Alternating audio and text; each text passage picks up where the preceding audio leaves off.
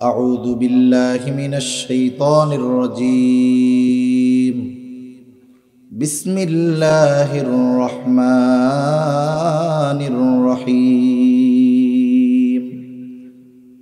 ছোট বাচ্চাও পড়া শুরু করে দিয়েছে আউযু বিল্লাহি মিনাশ শাইতানির রাজীম বিসমিল্লাহির রহমানির রহিম আলহামদুলিল্লাহি রাব্বিল আলামিন আর রহমানির রহিম মালিকি ইয়াউমিদ্দিন ইয়্যাকা না'বুদু ওয়া ইয়্যাকা নাস্তাঈন اهدنا الصراط المستقيم صراط الذين أنعمت عليهم غير المغضوب عليهم ولا الضالين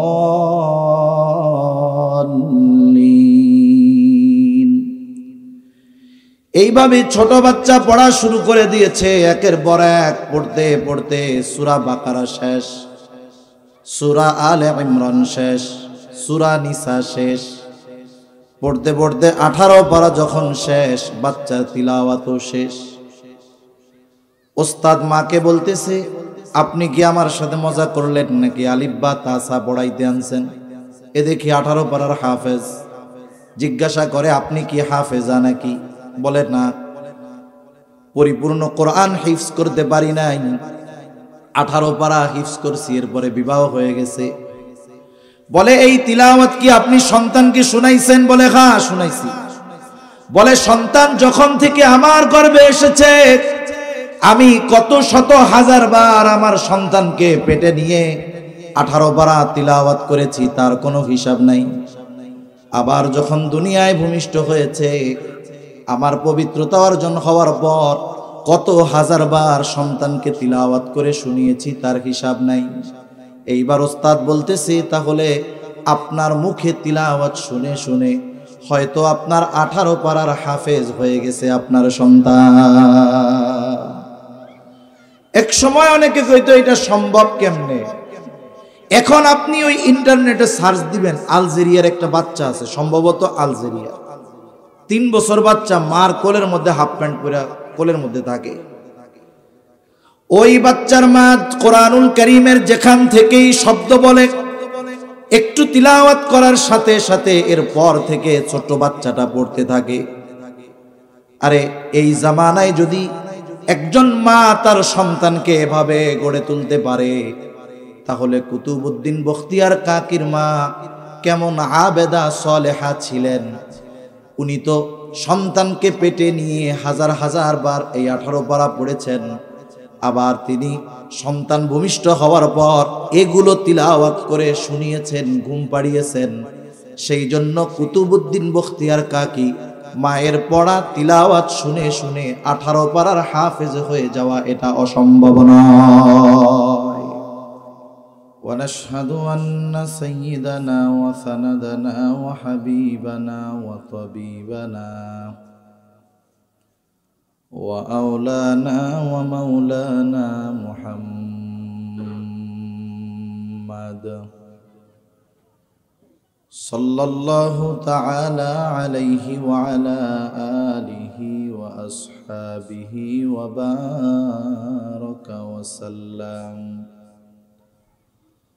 وبارك وسلم تسليما كثيرا أما بعد فأعوذ بالله من الشيطان الرجيم بسم الله الرحمن الرحيم يا أيها الذين آمنوا قوا أنفسكم وأهليكم نارا وقودها الناس والحجارة وقال رسول الله صلى الله عليه وسلم كلكم راعين وكلكم مسؤولون عن رعيته أو كما قال النبي صلى الله عليه وسلم صدق الله العلي العظيم وصدق رسوله النبي الكريم ونحن على ذلك من الشاهدين والشاكرين والحمد لله رب العالمين سبحانك لا علم لنا إلا ما علمتنا إنك أنت العليم الحكيم اللهم صل على محمد وعلى آل محمد كما صليت على إبراهيم وعلى آل إبراهيم إنك حميد مجيد اللهم بارك على محمد وعلى آل محمد كما باركت على إبراهيم وعلى آل إبراهيم إنك حميد مجيد الحمد لله ঐতিহ্যবাহী গোপালগঞ্জ জেলার অন্তর্গত পাইককান্দি আল জামিয়াতুল ইসলামিয়া শামসুল উলুম পাইককান্দি পঞ্চপল্লী মাদ্রাসা ও ইয়াতিমখানার উদ্যোগে 32তম বার্ষিক ওয়াজ মাহফিল। আজকের এই ওয়াজ মাহফিলের সম্মানিত শ্রদ্ধেয় সভাপতি, 2 দিনব্যাপী ওয়াজ মাহফিলের প্রথম দিবসের সম্মানিত শ্রদ্ধেয় সভাপতি, আমন্ত্রিত উলামায়ে কেরাম, সামনে উপস্থিত মুরব্বিয়ানে কেরাম, সমবয়সী যুবক বন্ধু, স্নেহের ছোট ভাই, মাইকের আওয়াজ যত দূরে যায় নিজ নিজ স্থানে অবস্থানরতা সম্মানিতা শ্রদ্ধা মা ও বোন, দয়াময় আল্লাহ রাব্বুল আলামিনের দরবারে অগণিত শুকর যে মহান মালিক আমাদের হায়াতে বরকত দিয়ে সুস্থ রেখে হাজারো মানুষের মধ্য থেকে যাচাই বাছাই করে তার মহান হুকুম মাগরিবের নামাজ আদায়ের পরে হাদিসের ভাষায় এ জান্নাতের বাগানে আসার বসার কিছু দ্বীনি কথা মুযাকারা করার সুযোগ যে মহান মনিব দান করেছেন, সে মহান মনিবকে খুশি করার জন্য মহব্বতের সাথে জবান খুলে অন্তর থেকে আমরা একবার কালিমাতুশ শুকর পাঠ করি, আলহামদুলিল্লাহ। অগণিত দুরূদ ও সালাম সাইয়্যিদুল আম্বিয়া, আশরাফুল আম্বিয়া, খাতামুল আম্বিয়া, ইমামুল মুরসালিন, রাহমাতুল লিল আলামিন মুহাম্মাদুর রাসূলুল্লাহ সাল্লাল্লাহু আলাইহি ওয়াসাল্লামের উপর। আমি আপনাদের খেদমতে পবিত্র কোরআনুল কারীমের একটা আয়াতের অংশ ও রাসূল আকরাম সাল্লাল্লাহু আলাইহি ওয়াসাল্লামের অগণিত হাদিস থেকে একটা হাদিসের অংশ পাঠ করেছি। আল্লাহ তাআলার কাছে তৌফিক চাই, আল্লাহ তাআলা এ বিষয় দুটিকে সামনে রেখে কিছু কথা আপনাদের খেদমতে সুস্থতার সাথে বলার তৌফিক আল্লাহ দান করেন, যে কথাগুলো আমাদের সবার দুনিয়া এবং আখিরাতের জন্য কল্যাণকর হয়। সকলে জবান খুলে বলি আমিন।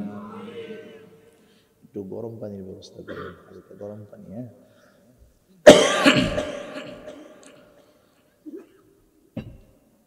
সম্মানিত উপস্থিতি, এ দুনিয়াতে আল্লাহ সুবহানাহু ওয়া তাআলা অনেক ধরনের হক আমাদের উপরে রেখে দিয়েছেন। যেমন আমাদের উপরে আল্লাহ তাআলার হক আছে, স্রষ্টার হক, সাথে সাথে সৃষ্টির হক আছে। ছোট্ট একটা চড়ুই পাখি এরও হক আমাদের উপরে আছে। কারণ হাদিসের মধ্যে আসছে, কেউ যদি অন্যায়ভাবে একটা চড়ুই পাখিকে বিনা কারণে হত্যা করে, ওই চড়ুই পাখি রক্তাক্ত অবস্থায় কিয়ামতের দিন আল্লাহ তাআলার কাছে জিজ্ঞাসা করবে যে আল্লাহ, এই ব্যক্তি আমাকে দুনিয়ায় বিনা কারণে কেন হত্যা করেছিল।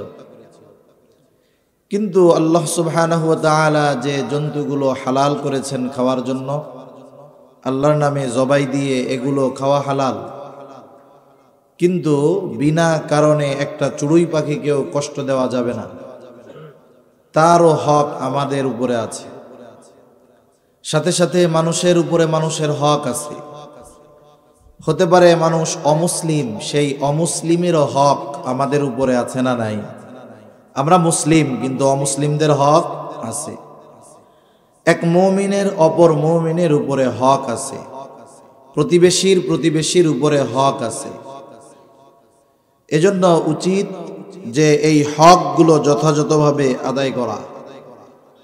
মানুষ সমাজে চলাচল করতে গেলে একে অপরের সাথে যে হকগুলো প্রাপ্য, এগুলো যথাযথভাবে আদায় করার চেষ্টা করা।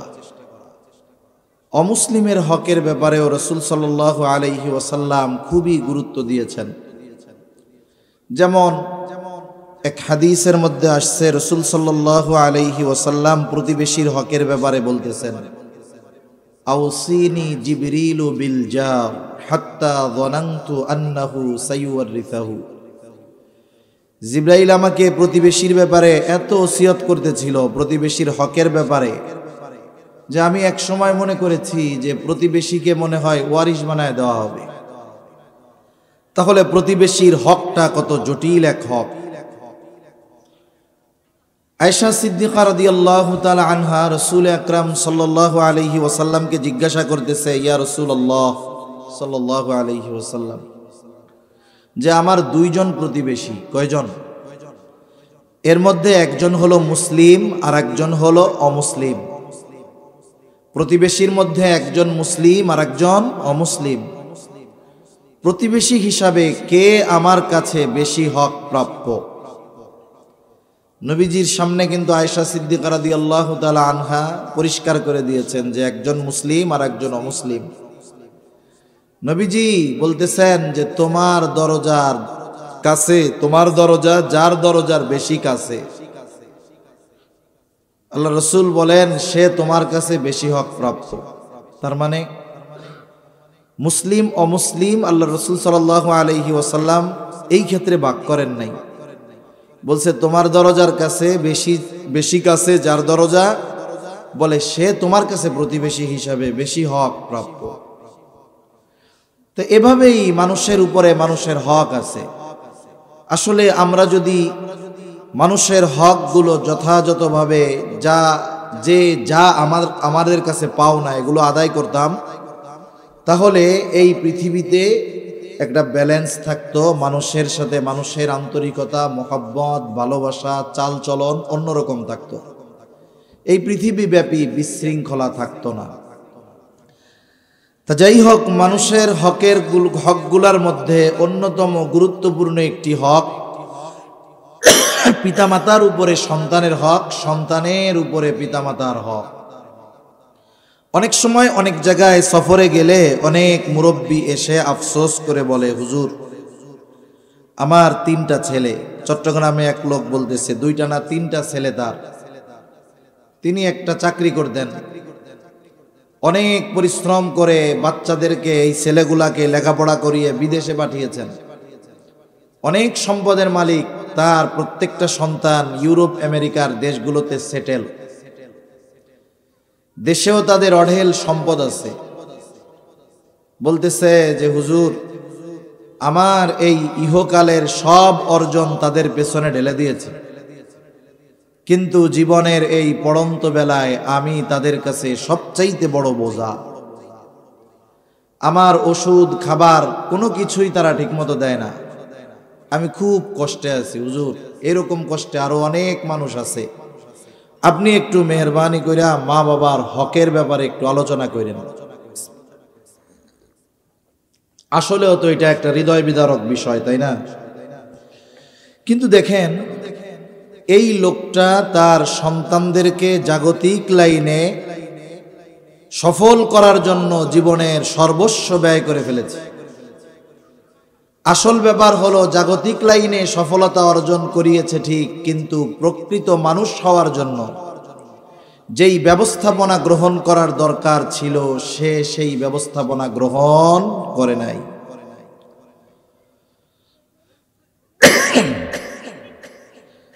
দেখেন, পিতা সন্তানের কাছে হক পায় কখন? বুজুর্গানে দিন ওলামায়ে কেরাম বলে সন্তান বালেগ হবে যখন, পিতামাতা হক দাবি করবে তখন। 2-3 বছরের একটা বাচ্চাকে, 4 বছরের বাচ্চাকে, 5 বছরের বাচ্চাকে যদি বাপ মা বলে যে তুমি আগামীকাল থেকে ভ্যান চালায়া উপার্জন করে আমাদের খাওয়াবা, বলেন তো এই বাচ্চাকে এই আদেশ করা, তার কাছ থেকে হক আদায় করা হবে না, বরং তার উপরে জুলুম করা হবে, ঠিক কিনা বলেন? তাহলে সন্তানের কাছে পিতা হক পাবে কখন? বলে সন্তান বালেগ হবে যখন। কিন্তু এই সন্তানও তো তার অভিভাবকের কাছে কিছু হক পাওনা ছিল। সন্তান হক পায় কখন? প্রসিদ্ধ একটা ঘটনা আছে যে এক ব্যক্তি হযরত ওমর রাদিয়াল্লাহু তাআলা আনহুর কাছে গেছে, গিয়ে তার ছেলের ব্যাপারে অভিযোগ দিয়েছে যে আমার সন্তান আমার হক আদায় করে না, আপনি এর একটু সোজা করে দেন। হযরত ওমর রাদিয়াল্লাহু তাআলা আনহু ছেলেটাকে ধরছে, এই কি ব্যাপার, তুমি তোমার বাবার হক আদায় করো না, তোমার নামে অভিযোগ দিল। ছেলেটা এবার বলতেছে, খলিফাতুল মুসলিমিন, আমারও একটা বিষয় আপনার কাছে জানার আছে, এই বিষয়টা বলার আগে। কি বিষয়? বলে হক কি শুধু পিতামাতাই সন্তানের কাছে পায়, পিতাই সন্তানের কাছে পায়?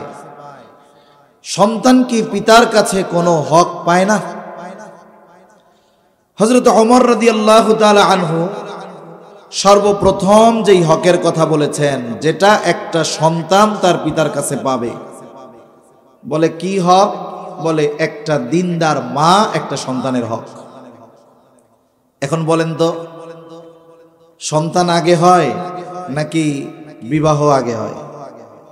বিবাহ আগে হয় না? ওই সব দেশের কথা বাদ দেন, ওগো তো 3-4টা পোলাপান হওয়ার পরে শুনি যে বিয়া করছে। এবার ওরা তো হায়াওয়ানের চাইতেও খারাপ যারা এগুলো করে। কিন্তু স্বাভাবিকভাবে আগে তো বিবাহ হবে, এরপরে সন্তান হবে। এখন যদি কোনো পিতা, সে যদি একটা দিনদার কন্যাকে বিবাহ না করে, তাহলে সন্তান দুনিয়ায় আসবে কি আসবে না আল্লাহ জানে।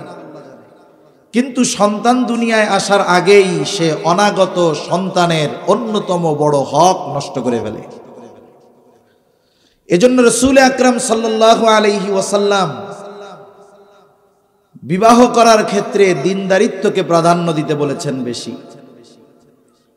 সাধারণত 4 জিনিস দেখে বিবাহ করা হয়। তার সৌন্দর্য দেখা হয়, বংশ দেখা হয়, সম্পদ দেখা হয়, দিনদারিত্ব দেখা হয়। নবীজি বলেন ফাযফার বিযাতিদ দ্বীন, যে তোমরা দ্বীনকে প্রাধান্য দাও। কিন্তু সিস্টেমটা পুরো উল্টা হয়ে গেছে। যদি বাকি 3টা থাকে, ও যদি বোম মারলেও মুখ দিয়া আলিফ বা না বাইর হয়, কোনো টেনশন নাই, ওনার মতো আর কেউ নাই। চেহারা ভালো আছে, টাকাও আছে, বংশও আছে, আর কিছু কি লাগে? আরে ওইটা দিন শিখায়নি মনে। তার মানে দিনটাকে মনে করতেছে এটা একটা এক্সট্রা বিষয়, হইলেও চলে, 4 সাবজেক্টের মতো। অথচ নবীজি সাল্লাল্লাহু আলাইহি ওয়াসাল্লাম দিনদারিত্বকে প্রাধান্য দিতে বলেছেন। অথচ এই সমাজে আমরা দিনদারিত্বকে রেখেছি একেবারে শেষে। কিন্তু যদি বিষয়টা এমন হতো যে দিনদারিত্ব আছে, বাকি 3টা নাই, যদি এমন হয়েও যায় বিবাহ যে মেয়েটা দিনদার, তবে বাকি 3টা তার মধ্যে নাই, সৌন্দর্য কম, অনেক উচ্চবংশীয় নয়, আবার টাকা পয়সাও নাই, এইরকম যদিও হয়, বিবাহ যদি হয়েই যায়, একটু যদি সবর করে আশা করা যায় ওই দিনদার মেয়েটা, যার চেহারা ভালো না, টাকা পয়সা নাই, উচ্চবংশীয় নয়, হয়তো তার পেটে আল্লাহ তাআলা এমন সন্তান দিবে যেই সন্তান পিতামাতার চক্ষু শীতলকরণের কারণ হবে, ঠিক কিনা বলেন? এজন্য যারা বিবাহ করে ফেলছে তারা তো করেই ফেলছে, কিন্তু যারা করে নাই অথবা অভিভাবক যারা আছেন এই বিষয়টা খেয়াল করা দরকার যে সন্তানকে বিবাহ দেওয়ার ক্ষেত্রে অবশ্যই দিনদারিত্বকে প্রাধান্য দিতে হবে। যদি না দেওয়া হয় তাহলে কি করা হলো? বলে অনাগত সন্তানের প্রথম হক নষ্ট করে ফেলা হলো। এরপরে বিবাহ হলো। বিবাহ হওয়ার পরে সন্তান যখন মাতৃগর্ভে আসে, আধুনিক বিজ্ঞানের আলোকে যে কথাগুলো আমাদের সামনে আসে তা হলো, সন্তান যখন মাতৃগর্ভে আসবে, সন্তান যখন মায়ের গর্ভে প্রাণ পায়, প্রাণ প্রথমে তো একেবারে এক ফোঁটা নাপাক পানি ওইটা মায়ের রেহেমে গিয়ে পৌঁছে, একেবারে অল্প একটু। ওই অবস্থায় 120 দিনের প্রসেসিং এর পরে আল্লাহ তাআলা এটাকে একটা মাংসের টুকরায় পরিণত করে। এই মাংসের টুকরা স্বাভাবিক, এর মধ্যে কোনো জান নাই, প্রাণ নাই, কিচ্ছু নাই। 120 দিন পর আল্লাহ তাআলার নির্দেশে একজন ফেরেশতা মায়ের পেটের মধ্যে চলে যায়। এবার গিয়া কি করে? ওই মরা মাংসের টুকরার মধ্যে আল্লাহ তাআলার নির্দেশে রূহ ফুঁকে দেয়, প্রাণ ফুঁকে দেয়। তখন কি হয়? মরা মাংসের টুকরোটা জীবন ফিরে পায়। এই হিসাবে মূলত আমরা প্রথমে এই দুনিয়ায় ছিলাম মরা, এরপরে আল্লাহ তাআলা প্রাণ দিছে। মায়ের পেটের ভিতরে রূহ ফুঁকে দেওয়া হলো, তার মানে সর্বপ্রথম আমার আপনার হার্ট তৈরি হয়, এরপরে অন্যান্য অঙ্গ প্রত্যঙ্গগুলো তৈরি হয়, হাত হয়, পা হয়, আস্তে আস্তে সময়ের সাথে সাথে অন্যান্য অঙ্গ প্রত্যঙ্গগুলো হইতে থাকে। আধুনিক চিকিৎসা বিজ্ঞান বলে একটা বাচ্চা যখন মায়ের পেটের ভিতরে প্রাণ পায় তার মানে তার হার্টবিট শুরু হয়। একটা মানুষ অ্যাক্সিডেন্ট করছে, অ্যাক্সিডেন্ট করার পরে তার গোটা দেহ নিথর, হাত পা নড়াচড়া করে না, চোখ খোলে না, একটুও নড়ে না, গোটা দেহ ঠান্ডা হয়ে গেছে। কিন্তু ডাক্তার পরীক্ষা করলেন যে তার পালস এখনো আছে, মানে হার্টবিট আছে। বলেন তো, গোটা দেহর সব চলে যাক, তার হার্টবিট যদি থাকে ওই ব্যক্তিকে মৃত না জীবিত বলে সাব্যস্ত করা হবে? নিঃসন্দেহে সে ততক্ষণ পর্যন্ত জীবিত যতক্ষণ তার হার্টবিট চলতে থাকবে। আধুনিক চিকিৎসা বিজ্ঞান বলতেছে যখন মায়ের পেটের ভিতরে বাচ্চা প্রাণ পায়, তার হার্ট হয়, হৃদয় হয়, ওই সময় থেকেই মায়ের চিন্তা ভাবনার প্রভাব ওই বাচ্চার উপরে মায়ের পেটে পড়তে থাকে। সুবহানাল্লাহ। এরপরে আস্তে আস্তে তার অন্যান্য অঙ্গ প্রত্যঙ্গ হয়, কান হয়, হাত হয়, পা হয়, চোখ হয়। সে মায়ের পেটের ভিতরে এইবার শুনতেও পায়। মা যখন কোনো কথা বলে সে কান খাড়া করে শুনে। এই বিষয়গুলোকে গবেষণা করে একজন চিকিৎসা বিজ্ঞানী আমেরিকার, উনি প্রেগন্যান্ট মহিলাদেরকে নিয়ে একটা সেমিনার করলেন। সেমিনারে উনি ঘোষণা দিচ্ছেন, তাদেরকে বলতেছেন যে আপনারা যদি চান যে আপনার সন্তান ভালো গায়ক হবে, তার কণ্ঠ সুন্দর হবে, তাহলে আপনি বেশি বেশি গান গাইবেন, গান শুনবেন। আপনি যদি চান আপনার সন্তান ভালো অভিনেতা হোক, যার অভিনয় পছন্দ আপনি তার অভিনয় দেখবেন, অভিনয় করবেন। মূল কথা হলো আপনি আপনার সন্তানকে ভবিষ্যতে যা বানাতে চান ঠিক ওই কাজগুলোই মায়ের পেটে বাচ্চা থাকা অবস্থায় করবেন। তাহলে কি হবে? আপনি গান গাইলে সে গান শুনবে, গান আপনি গাচ্ছেন সে শুনবে, আপনি যদি শুনেন গান না তাও শুনবে। তার মানে যা করবে সব প্রভাব কার উপরে পড়বে? বাচ্চার উপরে পড়বে।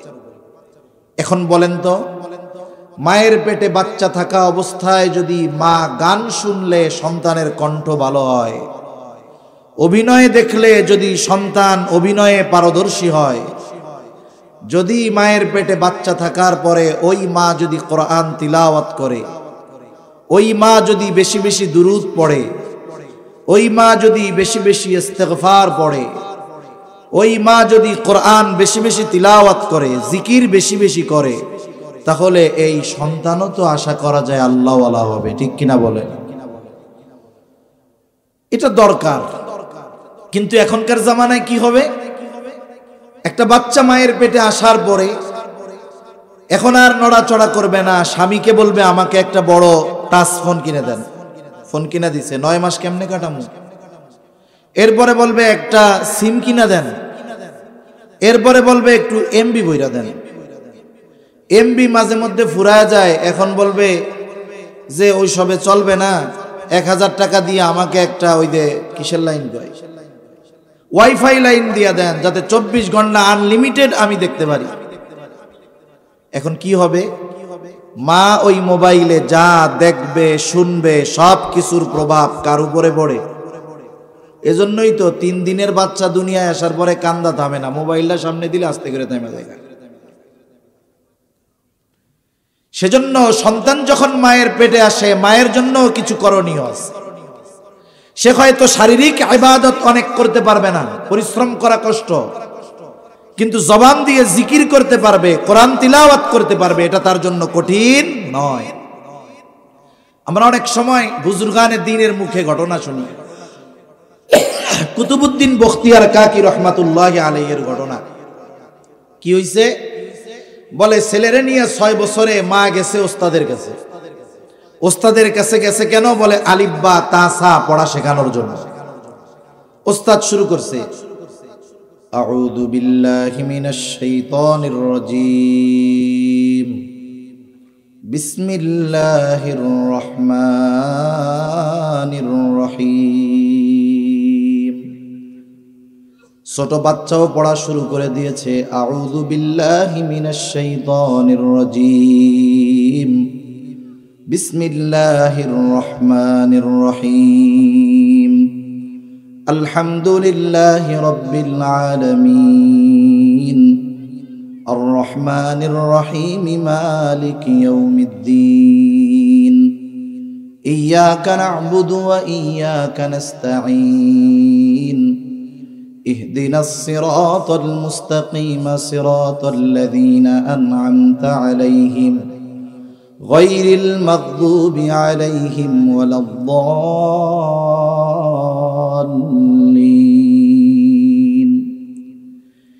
এইভাবে ছোট বাচ্চা পড়া শুরু করে দিয়েছে। একের পর এক পড়তে পড়তে সূরা বাকারা শেষ, সূরা আলে ইমরান শেষ, সূরা নিসা শেষ, পড়তে পড়তে 18 পারা যখন শেষ, বাচ্চার তিলাওয়াতও শেষ।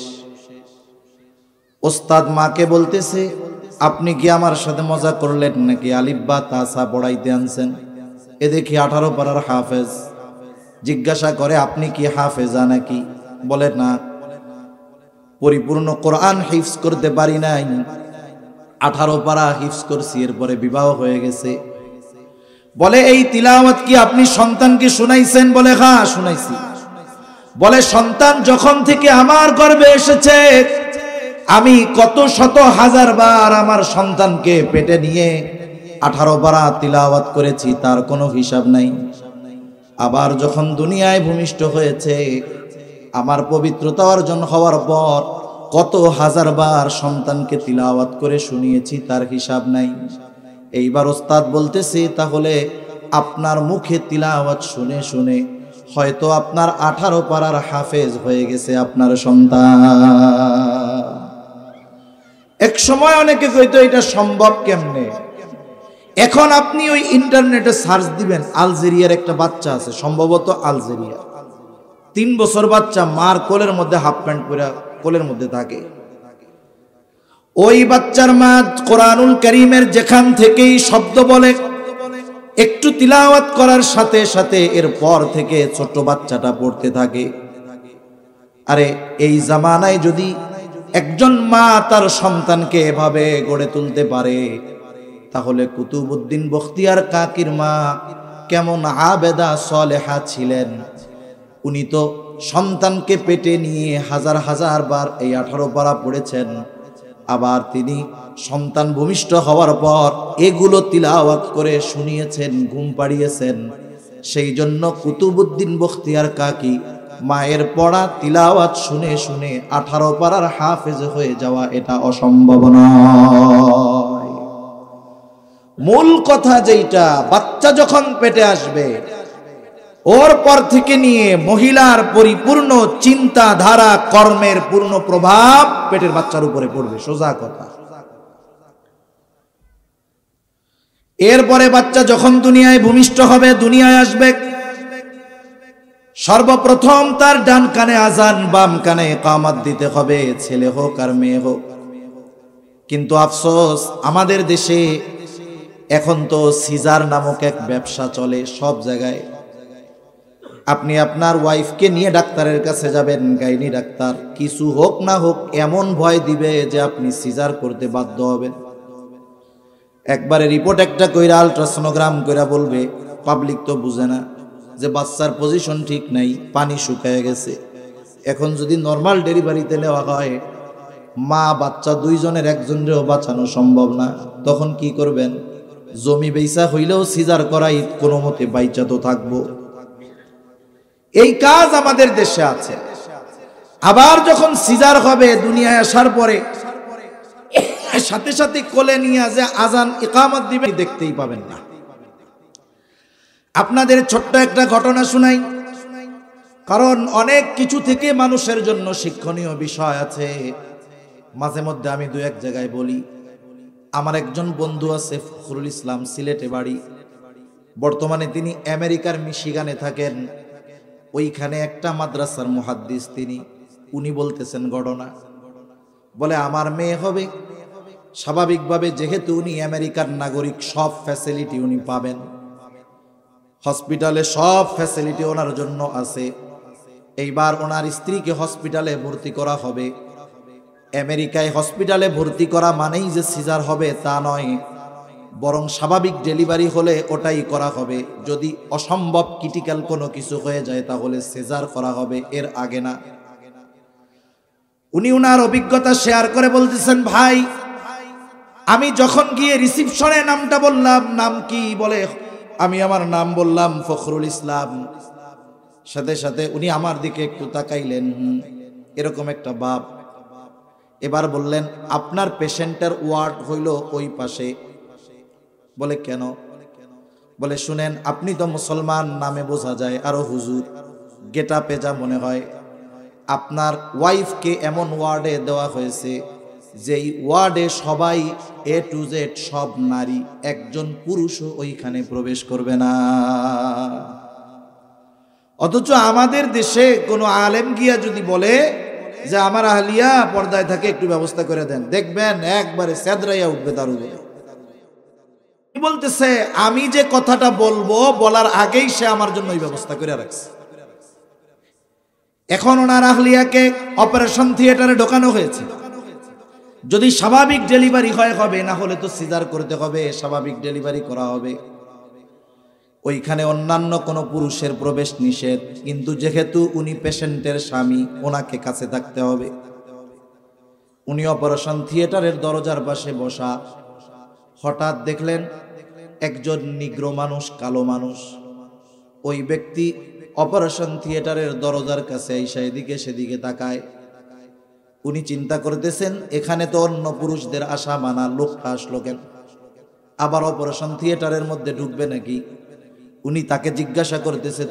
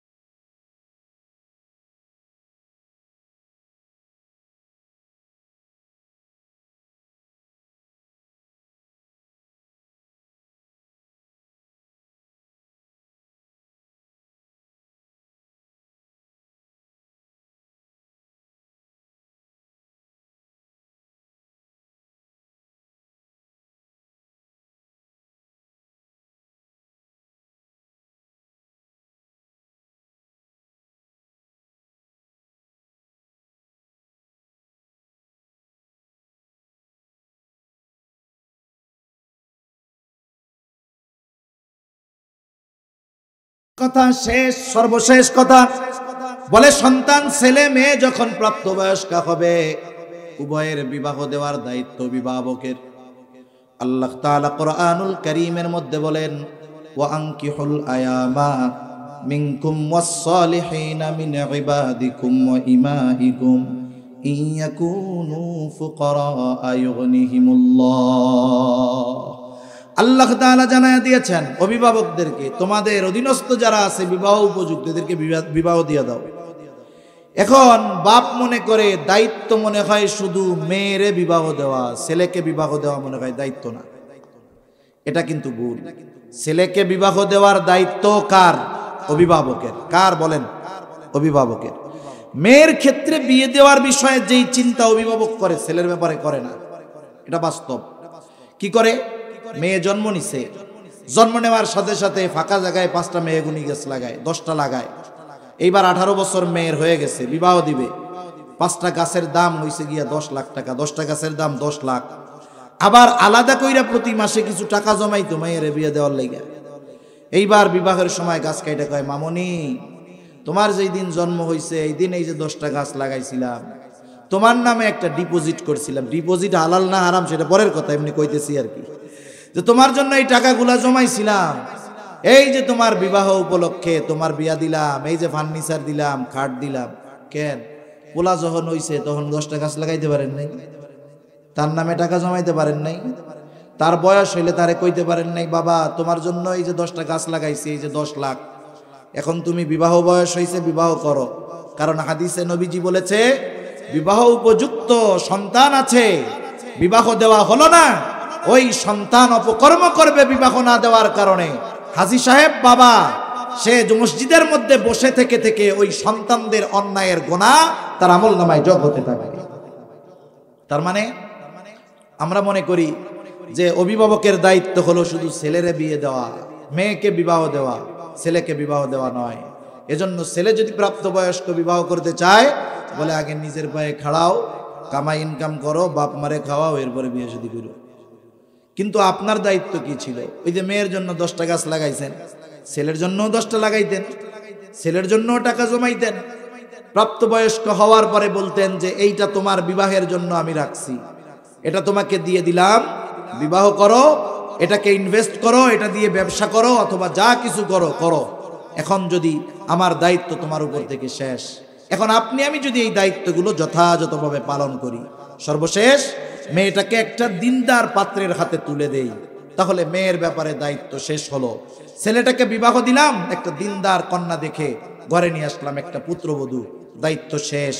এরপরে আল্লাহ না করুন যদি ওই সন্তান পথভ্রষ্ট হয়ে যায়, এর জন্য কিয়ামতে আল্লাহ তাআলা তাকে জিজ্ঞাসা করবে না, কারণ সে প্রাপ্তবয়স্ক হওয়া পর্যন্ত তার হকগুলো আদায় করেছে।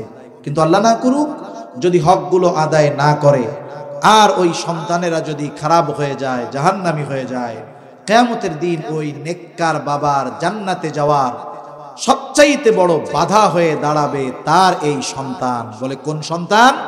যাদের জন্য দুনিয়ায় রক্ত পানি করে উপার্জন করে তাদের পেছনে ব্যয় করছে। দেখেন দুনিয়ার একটা নিজাম, কথা শেষ। একজন কৃষক বাপ, ওই ব্যক্তি নিজের নামটাও লিখতে পারে না। এখন কোনো মতো কষ্ট করে লেখাপড়া করিয়ে ছেলেটাকে বড় অফিসার বানাইছে। সে মনে করেন এখন সচিবালয়ের সচিব বা উপসচিব, কথার কথা। তার অনেক ফ্যাসিলিটি, বড় সরকারি বাসা, ভালো গাড়ি তাকে দেওয়া হয়েছে কর্মের সুবিধার্থে। বলেন তো এই ফ্যাসিলিটিগুলো দেওয়ার সময় কি শর্ত থাকবে যে আপনি তো বিসিএস ক্যাডার কিন্তু আপনার বাপ তো কৃষক, নামও লিখতে পারে না, আপনার এই গাড়িতে আপনার বাপকে উঠাইতে পারবেন না, আপনার বাসায় আপনার বাবাকে আনতে পারবেন না, এরকম কোনো শর্ত থাকবে নাকি? মনে করেন সচিবালয়ের সচিব যিনি, যেই মন্ত্রণালয়ের, যখন ওই কৃষক বাপ ওই অফিসের গেট দিয়ে ঢুকবে, সন্তান শুধু বলবে এটা আমার বাপ, দেখবেন শুরু থেকে গার্ড দাঁড়ানো শুরু হয়ে গেছে। একের পর এক দাঁড়াইতে দাঁড়াইতে ওই কৃষককে দেখে উপসচিব পর্যন্ত দাঁড়ায় বলবে চাচা আমার চেয়ারে বসেন, আমার চেয়ারে বসেন। এই যে কৃষক বাপ সম্মান পাইছে কার জন্য? বলে সন্তানের জন্য। দুনিয়ায় যদি একটা মূর্খ বাবা সন্তানকে জাগতিক লাইনে উচ্চ শিক্ষিত করার কারণে সে যদি সম্মানিত হয়, বলেন তো কোনো বাবা যদি দুনিয়ায় হয়তো নেক আমল করতে পারে নাই, অনেক ইবাদত করতে পারে নাই, কিন্তু সন্তানকে আলেম বানালো, হাফেজ বানালো, দিন শেখালো। কিয়ামতের দিন হাফেজে কোরআন তিলাওয়াত করতে থাকবে আর উঠতে থাকবে। রাসূল সাল্লাল্লাহু আলাইহি ওয়াসাল্লাম হাদিসের মধ্যে বলেছেন, হাফেজে কোরআনকে বলা হবে ইকরা ওয়ারতাকি ওয়ারাত্তিল কামা কুনতা তুরাত্তিলু ফিদ দুনিয়া ফাইন্না মানজিলাকা ইনদা আখিরি আয়াতিন তাকরাউহা। আরে দুনিয়ায় তুমি যেমনে পড়তে এমনি পড়তে থাকো, পড়তে থাকো, যেখানে গিয়ে পড়া শেষ বলে তোমার অবস্থান ওইখানে। সুবহানাল্লাহ। আরে কি করা হবে? বলে সম্মানের জোড়া, নূরের জোড়া পোশাক পরানো হবে, তাজ পরানো হবে মা বাবাকে। উজ্জ্বলতা কেমন? বলে ওর সামনে সূর্যের আলো কিছু না। সুবহানাল্লাহ। দেখেন আখিরাতেও ওই রকম একজন হয়তো গুনাহগার লোক সন্তানের কারণে সম্মানিত হবে। দুনিয়ায় যেমন একজন মূর্খ লোক সন্তানের কারণে সম্মানিত হয়, আবার দুনিয়ায় অনেক ভালো মানুষ সন্তান খারাপ তার কারণে অপমানিত হয়। কিয়ামতের দিনও অনেক নেককার মানুষ সন্তানের হক আদায় না করার কারণে ওই সন্তানের কারণে কিয়ামতের দিন অপমানিত হবে। এজন্য সম্মানিত উপস্থিতি, এই যে আমার আপনার অধীনস্থ যারা আছে এদের ব্যাপারে আল্লাহ তাআলা কিয়ামতের দিন আমাকে আপনাকে জিজ্ঞাসা করবে যে এদের হক আমরা আদায় করেছি কিনা। এজন্য নবীজিও বলেন কুল্লুকুম রাঈন ওয়া কুল্লুকুম মাসউলুন আন রাঈয়াতিহি, তোমরা প্রত্যেকেই দায়িত্বশীল আর প্রত্যেককে তার দায়িত্বের ব্যাপারে জিজ্ঞাসা করা হবে। আর আল্লাহ তাআলাও বলেন, হে ঈমানদারেরা, নিজে জাহান্নামের আগুন থেকে বাঁচো, অধীনস্থদেরকেও জাহান্নামের আগুন থেকে বাঁচাও। তার মানে ঈমান আনছো, তুমি নেক আমল করো, আল্লাহর আদেশ মানো, নিষেধ সমূহ বেঁচে থেকে নিজেকে জাহান্নাম থেকে বাঁচাও, আর অধীনস্থদেরকে দ্বীনের উপরে পরিচালিত করার মাধ্যমে জাহান্নাম থেকে বাঁচানোর চেষ্টা করো। আল্লাহ সুবহানাহু ওয়া তাআলা আমাদের সকলকে কথাগুলো বুঝবার তৌফিক দান করেন। সকলে বলি আমিন। ওয়া আখিরু দাওয়ানা আনিল হামদুলিল্লাহি রাব্বিল আলামিন। আসসালামু আলাইকুম ওয়া রাহমাতুল্লাহি ওয়া বারাকাতুহু। মাশাআল্লাহ।